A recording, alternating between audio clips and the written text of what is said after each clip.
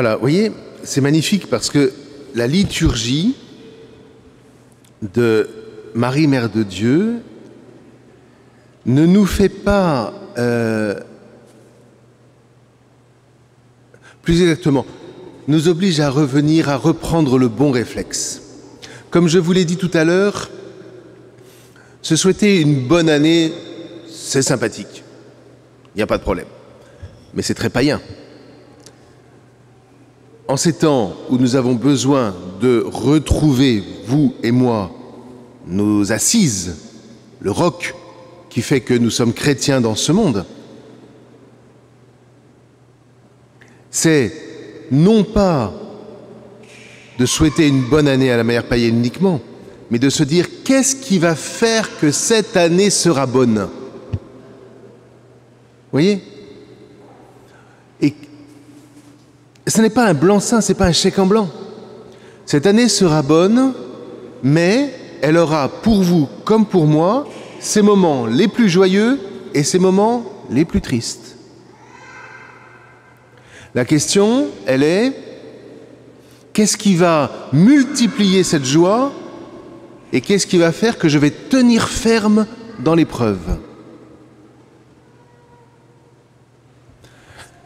Ce qui va faire que je vais pouvoir faire de cette année une bonne année sera de me remémorer d'abord la bénédiction dont je bénéficie, dont vous bénéficiez, dont l'Église bénéficie. La bénédiction, c'est pas, encore une fois, je te souhaite une bonne année. La bénédiction, c'est je fais mémoire de tous les points d'appui, de tous les points ressources, de tous les points d'amour sur lesquels je fonde ma vie. Ce qui veut dire que je fais déjà mémoire de ma parenté.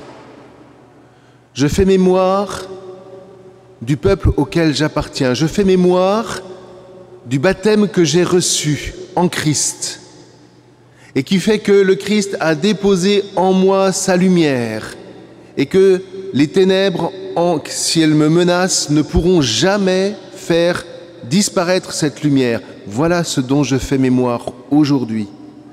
Et en particulier avec Marie, je fais mémoire que à Dieu, rien n'est impossible. Voilà. Et si, vous voyez, j'inscris en moi cette mémoire, alors je me donne vraiment les moyens de faire que cette année, avec tout ce qu'elle aura, avec le... Enfin bref, je ne vais pas vous faire la description, il suffit que vous éclairiez votre radio pour savoir tout ce qu'il peut y avoir que de plus terrible dans le monde. Eh bien, malgré cela, grâce à la bénédiction dont je bénéficie et dont je fais mémoire, car la bénédiction sans mémoire, elle ne sert à rien, grâce à cette bénédiction, je choisis devant Dieu de répondre à ce qu'il m'a donné en restant une lumière dans ce monde pour cette année. Voilà. Êtes-vous prêts ? Ouais ? Ça se décide, hein ? Il suffit pas... Il y a quelqu'un un jour qui m'a fait cette remarque que j'ai trouvée très très juste. Il ne suffit pas de le vouloir. Il y a une grande différence entre vouloir quelque chose et décider une chose. Il faut le décider. Il faut le décider. Mais nous ne pourrons le décider qu'en Christ. Parce que le premier qui a décidé d'être vraiment la lumière, c'est lui. Ouais ? Le premier qui, vraiment, dans un monde de mort, a décidé de briller de la lumière de la vie, c'est Jésus, c'est le Christ, c'est le Verbe fait chair. Et c'est pour ça que Marie, Mère de Dieu, se célèbre dans le temps de Noël. C'est la même dynamique.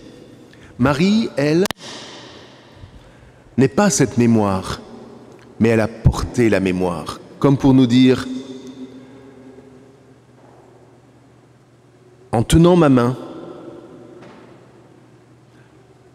ce n'est pas moi qui vous sauverai, dit Marie, car Marie ne nous sauve pas. Mais en tenant ma main, je vous apprendrai à faire mémoire. Et si vous faites mémoire, avec moi, alors je vous conduirai en toute occasion vers mon Fils. et vous découvrirez à quel point vous êtes bénis.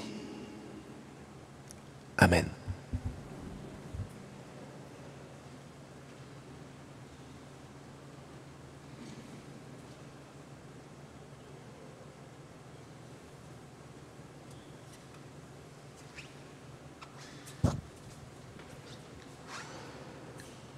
Pour ceux qui connaissent, nous pourrions rechanter la bénédiction du livre des Nombres. Que Dieu, que le Seigneur te bénisse et te garde, qu'il fasse pour toi rayonner son visage, que le Seigneur te découvre sa face, te prenne en grâce et t'apporte la paix. Que le Seigneur te bénisse et te garde, qu'il fasse pour toi rayonner son visage, que le Seigneur te découvre sa face, te prenne en grâce et t'apporte la paix.